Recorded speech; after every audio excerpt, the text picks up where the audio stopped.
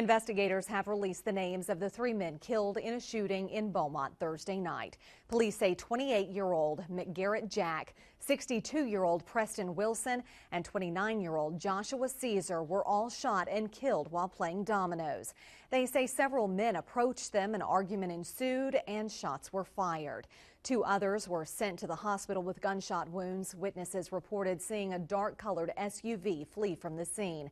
The driver sideswiped a truck before heading down Prairie Avenue in the city's south end. Investigators spent the day speaking to a person of interest. KFDM reporter Justin Hinton walks us through the details that led to the person of interest being identified by police. It was a group of men playing dominoes outside this house in the 1000 block of Prairie. Sometime during that domino game, they were confronted by other males. There was some type of argument. Several shots were fired. Those shots and a growing police presence brought neighbors to this Beaumont home. Officers found 3 men dead under a carport, 2 others shot. Beaumont EMS transported them to Christus Hospital St. Elizabeth. Doctors treated and released one. The other, they transferred to UTMB Galveston. I can't recall the last, triple homicide we had like that.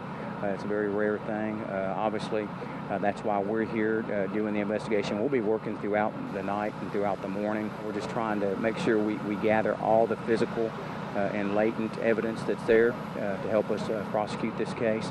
And then we're going to start getting to actually identifying victims and finding out motives as to how this happened and why it happened. Fast forward to late Friday morning when officers release a photo of this man, Michael Ray Carmen Jr. of Beaumont, calling him a person of interest. Last night during the interviews with the witnesses and the victim, Mr. Carmen's name did come up. At 12:20 today, Mr. Carmen came to the police station to speak with detectives, and he gave a statement to the detectives during that interview. They're hoping to determine his involvement. And detectives released Michael Ray Carmen Jr. earlier this afternoon.